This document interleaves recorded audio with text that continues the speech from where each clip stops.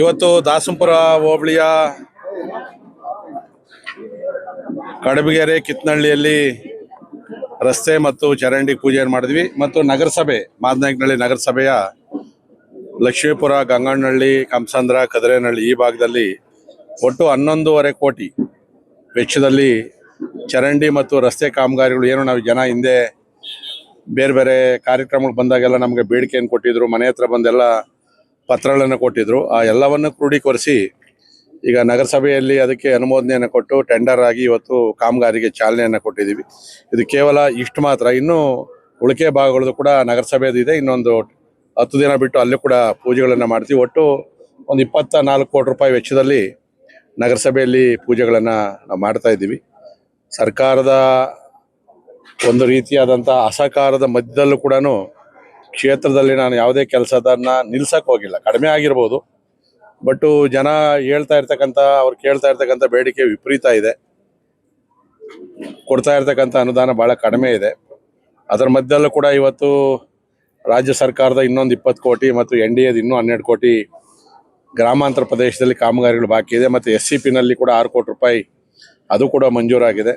ಮತ್ತು RDPR ಇಂದ 3.5 ಕೋಟಿ ರೂಪಾಯಿ ಅದು ಕೂಡ ಮಂಜೂರಾಗಿದೆ. ಒಟ್ಟು ಇನ್ನೂ ನಮ್ಮ ಗ್ರಾಮೀಣ ಪ್ರದೇಶದಲ್ಲಿ ಹತ್ರ ಒಂದು 100 ಕೋಟಿ ರೂಪಾಯಿ ವೆಚ್ಚದ ಕಾಮಗಾರಿಗಳಿಗೆ ಮತ್ತೆ ನಾನು ಒಂದೊಂದು ವಾರ ಬಿಟ್ಟು ಚಾಲನೆಯನ್ನು ಕೂಡ ನಾನು ಕೊಡ್ತಾ ಇದ್ದೀನಿ.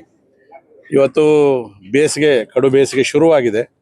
ಕುಡಿಯೋ ನೀರಿನ ಸಮಸ್ಯೆ, ಪ್ರತಿ ವರ್ಷ ಟಾಸ್ಕ್ ಫೋರ್ಸಲ್ಲಿ ಕುಡಿಯೋ ನೀರು ಬೋರ್ವೆಲ್ ಕೊರೆಯೋಕ್ಕೆ ಅನುದಾನ ಕೊಡ್ತಾಯಿದ್ರು. ಆದರೆ ಇವತ್ತು ಇಲ್ಲಿವರೆಗೂ ಕೂಡ ಯಾವುದೇ ಶಾಸಕರಿಗೆ ಬೋರ್ವೆಲ್ಗೆ ಇನ್ನೂ ಅನುದಾನವನ್ನು ಕೊಟ್ಟಿಲ್ಲ. ಮೊನ್ನೆ ನಾನು ಗ್ರಾಮ ಪಂಚಾಯತಿ ಎಲ್ಲ ಅಡ್ಮಿನಿಸ್ಟ್ರೇಟರ್ಗಳು ಮತ್ತು PDOಗಳನ್ನ ಕರೆದು ಸೂಚನೆಯನ್ನು ಕೊಟ್ಟಿದ್ದೀನಿ. ಯಾವುದೇ 15 ಫೈನಾನ್ಸ್ ಅಮೌಂಟ್ ಇರ್ಬೋದು, ವರ್ಗ 1 ಅಮೌಂಟು ಬೇರೆ ಯಾವುದಕ್ಕೂ ಉಪಯೋಗಿಸದೆ ಮಳೆಗಾಲ ಬರೋವರೆಗೂ ಕುಡಿಯೋ ನೀರಿಗೆ ಅದಕ್ಕೆ ಆದ್ಯತೆ ಕೊಡಬೇಕು ಅಂತೇಳಿ ಇವತ್ತು ನಗರಸಭೆಯಲ್ಲೂ ಕೂಡ CEO ಅವ್ರಿಗೆ ಹೇಳಿದ್ದೀನಿ. ನಾವು ಯಾವುದೇ ರೋಡ್ ಕೆಲಸ ನಿಂತರೂ ಚಿಂತೆ ಇಲ್ಲ, ಕುಡಿಯೋ ನೀರಿಗೆ ಎಲ್ಲೂ ತೊಂದರೆ ಆಗಬಾರ್ದು ಅಂತೇಳಿ. ಅದರ ಮಧ್ಯದಲ್ಲಿ ಇವತ್ತು ಸರ್ಕಾರದಿಂದ ಕೂಡ ಕಾವೇರಿ ನೀರಿಗೆ ನಮಗೆ ಈಗ 60 ಕೋಟಿ ರೂಪಾಯಿ ಪ್ರಾರಂಭಿಕ ಅನುದಾನ ಬಿಡುಗಡೆ ಮಾಡಿದ್ದಾರೆ. ಯಲಹಂಕದಿಂದ 5th ಫೇಸಲ್ಲಿ ಪಂಪ್ ಆಗ್ತದೆ. ಜೊತೆಯಲ್ಲಿ 6th ಫೇಸಲ್ಲಿ ಮತ್ತು ನಮ್ಮ ಮಾದನಾಯಕನಹಳ್ಳಿ ನಗರಸಭೆಗೆ ಆ ಫೇಸಲ್ಲೂ ಕೂಡ ನೀರು ಕೊಟ್ಟವ್ರೆ.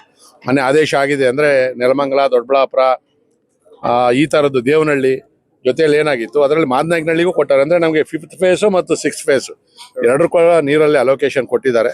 ಇದು ಇನ್ನೂ ಚುನಾಯಿತ ಪ್ರತಿನಿಧಿಗಳು ಇಲ್ಲ. ಅದ್ರ ಮಧ್ಯದಲ್ಲೇ ನಮಗೆ ಇಷ್ಟೊಂದು ಸ್ಯಾನಿಟರಿ ಮತ್ತು ಕಾವೇರಿಗೆ ನೀರನ್ನು ಕೂಡ ಸರ್ಕಾರದ ಕಡೆಯಿಂದ ಮಂಜೂರಾಗಿದೆ. ಅದು ಭಾಳ ದೊಡ್ಡ ಕೆಲಸ. ಅದೆಲ್ಲ ಕೂಡ ಟ್ರೀಟ್ಮೆಂಟ್ ಪ್ಲ್ಯಾಂಟ್ ಬೇಕಾಗ್ತದೆ, GLRಗಳು ಬೇಕು, ಓವರ್ ಹೆಡ್ ಟ್ಯಾಂಕ್ಗೆ ಜಾಗ ಬೇಕು. ಅವೆಲ್ಲವನ್ನು ಹುಡುಕಿ ಈಗ ಸರ್ಕಾರದ DC ಅವ್ರ ಮಂಜೂರಾತಿ ಕಳಿಸಿದ್ದೀವಿ.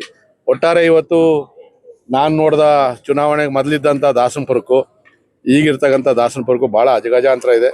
ಸಾಕಷ್ಟು ಅಭಿವೃದ್ಧಿಗಳಾಗ್ತಾ ಇದೆ. ವೆಹಿಕಲ್ ಮೂವ್ಮೆಂಟ್ ಜಾಸ್ತಿ ಇದೆ. ರಸ್ತೆಗಳು ಸಾಕಾಗ್ತಾ ಇಲ್ಲ.